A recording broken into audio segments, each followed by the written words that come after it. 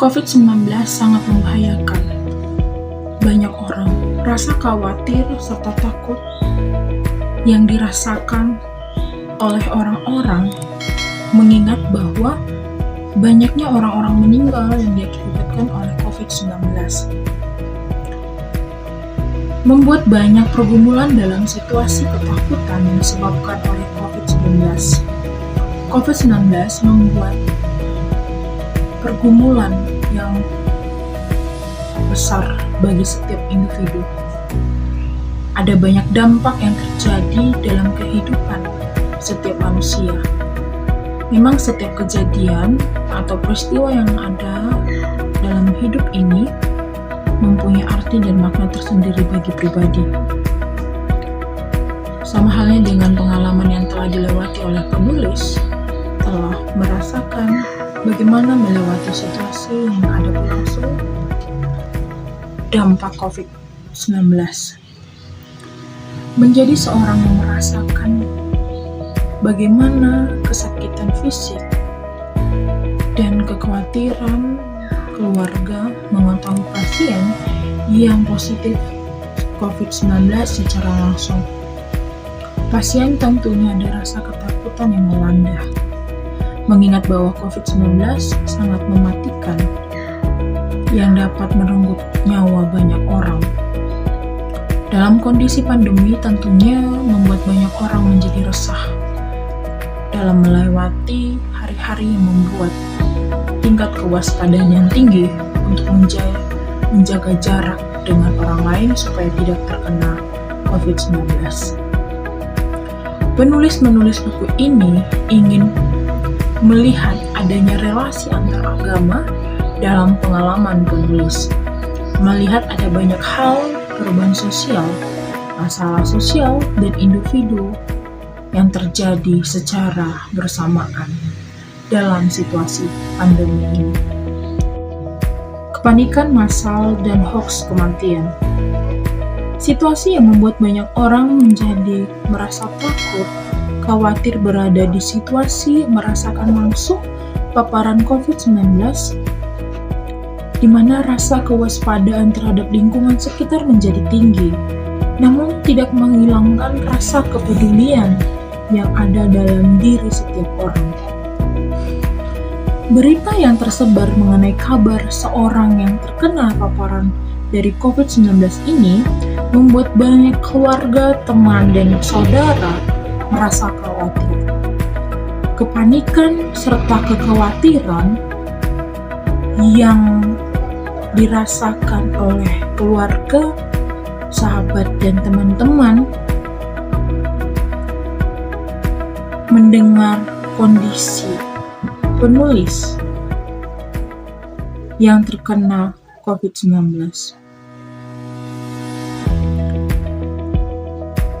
Mendengar kabar berita yang penulis alami,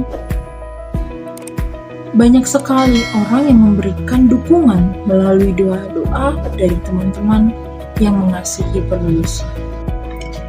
COVID-19 ini adalah dinding paling besar yang dapat memisahkan keluarga dan para sahabat. Kepanikan di ambulans saat penulis sulit bernafas yang disebabkan karena selang oksigen pernapasan terlepas. Penulis membutuhkan perjuangan untuk mencari selang nasal yang terlepas. Rasa menyerah tentu dirasakan, namun ada dorongan yang membuat beliau untuk berusaha dan bertahan untuk tetap hidup. Ambulans yang melaju di tengah jalan yang sepi dengan kecepatan 140 km per jam menuju rumah sakit pusat yang menyediakan alat bantu pernapasan kepada seluruh pasien yang terkena COVID ataupun pada penulis, dan juga dalam situasi yang sangat menegangkan bagi penulis, beliau merasakan kesesakan nafas dan memerlukan alat bantu pernafasan untuk berjuang hidup. dorongan yang kuat untuk membuat beliau dapat bertahan karena adanya naluri yang kuat untuk beliau menerima kesempatan dari Tuhan, berdoa dan berserah kepada Yang Maha Kuasa untuk diberi kesempatan untuk hidup. Tanganmu melindungi beta. COVID-19 menyerang paru-paru bagi penderitanya, yang mengakibatkan sulitnya bernafas yang menyiksa bagi penderitanya. Setelah sampainya di rumah sakit yang ada di Semarang, penulis turun dari ambulans tanpa tabung oksigen.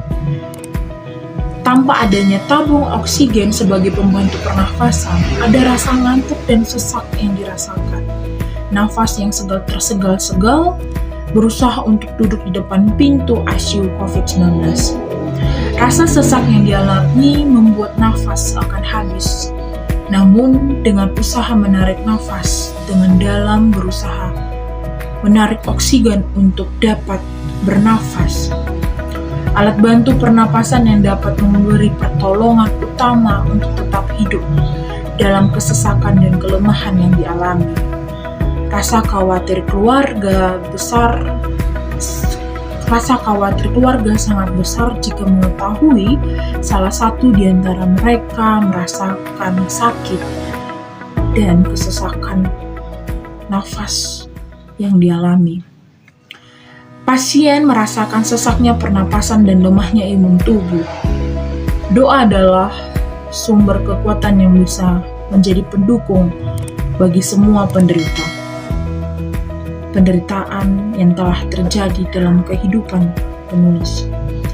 Melihat keluarga yang sakit, hanya air mata dan doa yang dipanjatkan setiap detik dan nafas yang hanya bisa dilakukan dalam situasi saat itu. Seorang pasien dan keluarga, supaya doa setiap pasien dan harapan keluarga supaya Tuhan dapat memberi pertolongan untuk menyembuhkan melalui petugas kesehatan yang ada dalam rumah sakit. Baik, kita masuk pada bagian kabar di batas hidup dan mati.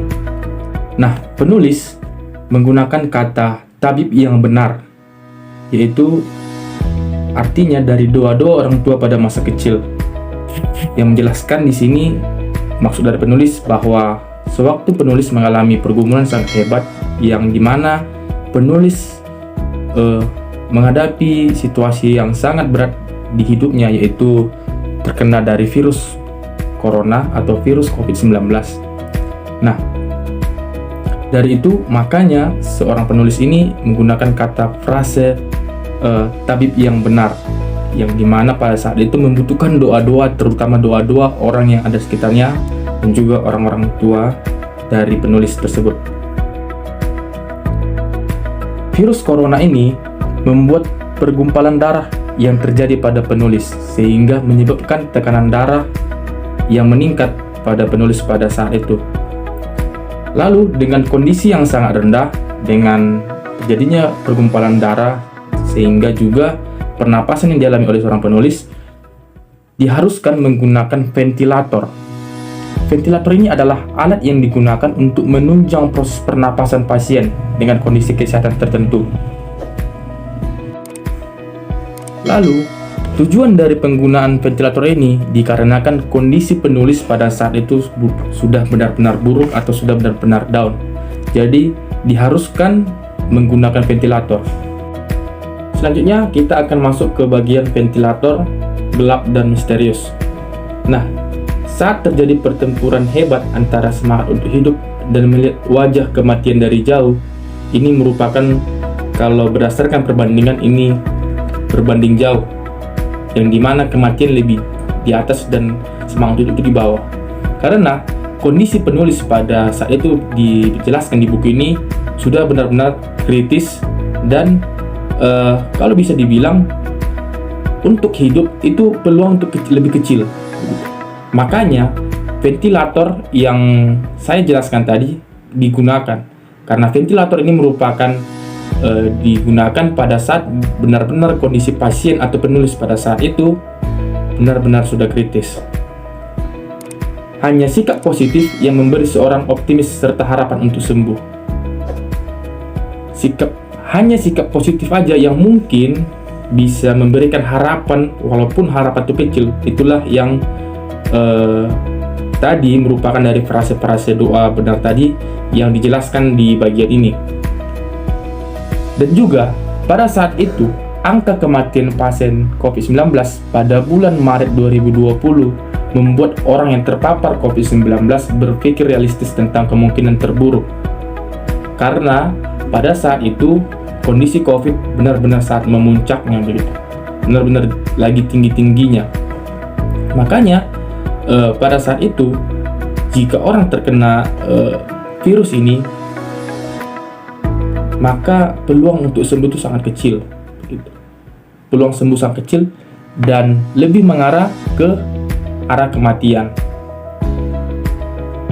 Pasien COVID-19 mengalami kesulitan bernapas karena penumpukan cairan pada paru-paru. Semakin lama cairan ini semakin kecil. Saat paru-paru dipenuhi air, seorang pasien menjadi seorang sangat tenggelam. Karena paru-paru tidak berfungsi secara baik, jalan satu-satunya adalah memasangkan ventilator sehingga oksigen dapat masuk ke dalam tubuh pasien. Perawat dan pendoa berjilbab. Keberbedaan tidak menjadi penghalang untuk melakukan sebuah kebaikan. Seorang perawat yang menganut agama berbeda dari penulis yang terpapar COVID-19 selalu mendoakan dan merawat serta memotivasi penulis. Sebagai seorang perawat selalu melakukan komunikasi kepada penulis. Walaupun penulis tidak dalam keadaan sadar, perawat melakukan komunikasi dengan penulis yang dianggap sebagai subjek dan dihargai dengan sangat baik. Sebelum dan sudah masuk ruangan, perawat selalu berdoa. Sebagai seorang perawat, selalu mengingat apa yang menjadi sumpah ketika menjadi seorang tenaga medis. Sumpah itu sesuatu yang tidak hanya keluar dari bibir, namun juga dari hati. Kepentingan kemanusiaan yang menjadi utama dalam bidang kesehatan tanpa membeda-bedakan kesukuan, kebangsaan, keagamaan, jenis kelamin, golongan, aliran politik, dan kedudukan sosial. Relasi lintas agama terjadi di dalam, walaupun keberbedaan yang ada, perawat tidak memandang keberbedaan tersebut. Namun, perawat melihat bahwasanya Tuhan Yang Maha Esa yang memberikan kekuatan. Komitmen perawat pada kemanusiaan dan Tuhan Sang Pencipta. Melayani pasien tanpa memandang latar belakang. Tenaga medis menjadi harapan penyembuhan dan pemulihan di dalam perawatan dan doa. Kasih tanpa rumah sakit mungkin menyembuhkan. Namun, rumah sakit tanpa kasih mustahil memulihkan. Kekuatan mimpi dan imajinasi. Mimpi juga menjadi salah satu kekuatan untuk menjadi sebuah semangat dalam menjalani masa sulit yang dihadapi. Memiliki imajinasi yang kuat menjadikan diri untuk lebih percaya diri, dapat melewati apa yang sedang dihadapi. Berjumpa dengan keluarga yang telah pergi mendahului kita lewat mimpi dengan memberikan senyuman dan doa menjadikan sebuah kekuatan untuk dapat terus semangat dan kuat menjalani cobaan yang sedang dihadapi. Sentuhan tangan tenaga medis di tubuh penulis menjelaskan perhatiannya. Tenaga medis yang sabar dan perhatian membersihkan badan penulis dengan sabar. Sentuhan adalah tindakan simbolik dari kasih dan pelayanan. Tindakan simbolik berbicara lebih jelas dan bermakna daripada kata-kata indah di bibir. Ruangan ICU menjadi ruangan doa bersama lintas agama. Setiap awalan doa yang diucapkan oleh perawat dan penulis berbeda, namun dapat dipahami Tuhan sebagai satu lentera yang sinarnya ditangkap dengan mata dan cara berbeda. Sama-sama menempatkan modal spiritual sebagai kekuatan tenaga medis mengalahkan ketakutan penulis untuk melawan COVID-19. Walaupun dua-dua yang disampaikan penulis dan perawat berbeda karena adanya keberbedaan agama yang dianut, namun inti pesan dalam bahasa universal pada dua-dua yang disampaikan adalah Tuhan itu dokter yang agung, Tuhan Maha Penolong. Agama mengajarkan kemurahan Tuhan. Apapun agama itu, bahasa agama pindah ke dalam pemahaman universal dan pindah ke bahasa agama masing-masing. Berdoa kepada Tuhan yang sama, meski dipahami dalam bahasa agama dan ritual yang berbeda, namun Tuhan itu tetap sama, Tuhan yang pengasih dan penyayang. Yang selanjutnya adalah mukjizat keluar dari mesin ventilator. Atas berkat dan kebaikan Tuhan dengan selalu terus berdoa, akhirnya penulis keluar dari mesin ventilator, yang dimana mesin ventilator dikenal sebagai alat kematian pada saat itu, yang membuat banyak orang panik dan ketakutan ketika mendengar ataupun menggunakan mesin ventilator. Kapasitas ventilator mulai dikurangi. Fase win-win dilakukan untuk melatih agar tidak tergantung pada ventilator. Memang menakutkan, khawatir membayangkan sesak napas tanpa menggunakan mesin ventilator. Namun, di sisi lain, penulis harus berjuang agar bebas dari ventilator, supaya pindah dari ruangan tanpa menggunakan ventilator lagi. Tepat pada tanggal 12 April 2020, ventilator yang menempel pada mulut penulis selama 14 hari dilepaskan. Penulis tidak membayangkan hal itu bisa terjadi, karena pada pasien-pasien COVID-19 sebelumnya tidak bisa keluar hidup-hidup dari mesin pemompa oksigen tersebut. Ini sebuah mukjizat. Dua keluarga, dua lintas agama, dan para sahabat didengar Tuhan. Sebelum masuk rumah sakit, banyak berita yang beredar tentang perawat yang bercucuran air mata ketika mematikan mesin ventilator pasiennya. Namun, pada hal ini berbeda. Dengan penuh senyuman, perawat mematikan mesin ventilator yang digunakan oleh penulis. Perawat sangat senang, bahagia melihat penulis membaik. Begitulah orang yang bekerja dengan hati. Kesembuhan pasien adalah kebahagiaan perawat.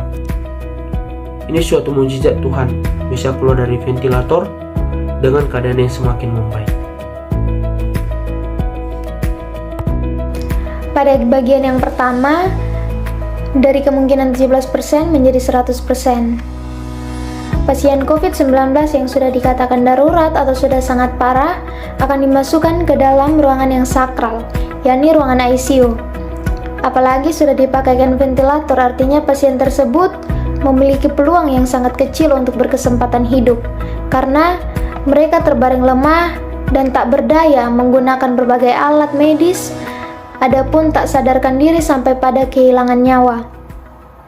Karena dari pengalaman penulis, banyak sekali pasien yang hendak masuk ke ruangan tersebut dan keluar dengan nyawa yang sudah tidak ada lagi. Tetapi karena kasih dan penyertaan Tuhan, sehingga penulis mampu melewati proses pemulihannya dengan baik. Pada bagiannya yang kedua, sehat, terima kasih Dr. Thomas. Pasien COVID-19 yang sudah memakai ventilator itu sangat mustahil untuk bisa kembali pulang dan dikatakan pulih total. Karena pasien yang menggunakan ventilator itu sudah sangat darurat dan dengan itu mustahil untuk pulih kembali. Tetapi dengan apa yang penulis alami, yakni penulis bisa kembali pulang meski dia akan kembali untuk kontrol ke rumah sakit. Pada saat jadwal kontrol pun penulis hendak kembali ke rumah sakit, lalu penulis bertemu dengan seorang dokter yang bernama Thomas. Dokter pun menjalankan pemeriksaan kepada penulis dengan menggunakan alat-alat medis, yakni alat stetoskop, alat kerja paru-paru, dan foto toraks paru-paru supaya dapat lebih memastikan lagi pemulihan paru-paru penulis sudah seperti apa, sudah berjalan seperti apa. Dan hasil akhir yang didapat adalah pemulihan paru-paru penulis tidak ada masalah dan dikatakan pulih dengan total. Sudah dikatakan pulih dengan total, penulis pun berterima kasih kepada Dr. Thomas yang sudah membantu beliau mengecek pemulihannya, dan kemudian penulis pun meninggalkan rumah sakit. Pada bagian yang ketiga adalah pulang berdamai dengan trauma. Akhir dari kesadaran trauma, karena penulis mampu menyadari bahwa penulis yang sudah melewati titik di mana dia lemah, tak berdaya, karena ada campur tangan Tuhan, pelukan keluarga, serta dukungan sahabat, penulis dapat berdamai kembali dengan traumanya. Baik, selanjutnya kita masuk ke bagian relasi lintas agama. Pada bagian ini, pengetahuan tentang agama-agama lain bukan hanya diperoleh dari buku-buku atau kuliah saja. Hal ini bisa juga diperoleh melalui dialog dengan agama lain, teman di tempat kerja, atau bahkan melalui berbagai organisasi yang ada di sekitar kita. Dalam hal ini, bukan hanya terjadi pertukaran pandangan-pandangan, tetapi juga pertukaran manusia begitu. Pada tahun 1960-an, Wilfred Caldwell Smith, seorang teolog dan sejarawan asal Kanada, menggambarkan masalah-masalah agama yang telah berkembang lebih nyata dan personal selama puluhan tahun sebagai berikut. Mulai dari sekarang, kehidupan keagamaan manusia kalau memang dijalankan akan terlaksana dalam konteks pluralisme. Dalam konteks tadi pluralisme agama, ini terjadi pada kita semua, bukan hanya terjadi pada manusia umumnya di tingkat abstrak, tetapi juga pada Anda atau pada saya, begitu, sebagai individu. Manusia tidak lagi berada dalam periferi atau jauh dari sesamanya, seperti yang terungkap dalam kisah para petualang. Semakin kita sadar, semakin kita terlibat dalam kehidupan, maka kita semakin menemukan bahwa agama-agama lain itu merupakan sesama kita, rekan kita, saingan kita, dan juga merupakan kawan-kawan yang berada di lingkungan kita juga. Penganut Konghucu, Hindu, Buddha, dan Islam tidak hanya kita temukan di gedung PBB, tapi di jalan-jalan banyak juga agama-agama seperti yang saya sebutkan tadi. Sedikit demi sedikit, bukan hanya peradaban kita yang dipengaruhi mereka, tapi kita juga duduk minum kopi dengan mereka. Yang artinya kita juga harus satu sependapat semua. Itu yang maksud dengan tadi, kita juga duduk minum kopi dengan mereka. Dengan artian kita juga dalam satu lingkaran yang sama begitu. Kesimpulannya, pengetahuan tentang agama-agama lain bukan hanya diperoleh dari buku-buku atau kuliah, namun diperoleh melalui dialog dengan agama lain, teman di tempat kerja, atau bahkan melalui berbagai organisasi sosial. Dalam hal ini bukan hanya terjadi pertukaran pandangan-pandangan, tetapi juga pertukaran pemikiran dan dapat memahami agama lain. Adapun para tokoh agama besar dunia berkumpul untuk memperteguhkan sikap dan praktek tentang pentingnya saling mengemukakan pendapat dan saling mendengar. Orang-orang terdekat sangat berpengaruh dalam proses pemulihan dengan cinta mereka, kasih mereka dalam menguatkan di saat kita merasakan tak berdaya, baik lemah fisik dan mental, apalagi seperti virus COVID-19 ini yang bisa membuat kehilangan nyawa. Pasien yang menderita COVID-19 dan bisa sembuh dengan total itu merupakan mujizat yang nyata dari Tuhan, karena banyak sekali orang-orang yang kehilangan nyawanya dengan wabah tersebut. Akan tetapi, cinta keluarga dan orang-orang terdekat dapat menumbuhkan kekuatan untuk bisa mampu menghadapi keadaan tersebut, walaupun dikurung di dalam ruangan yang tak berpenghuni dan ruangan yang tidak ada udara segar yang masuk di dalamnya.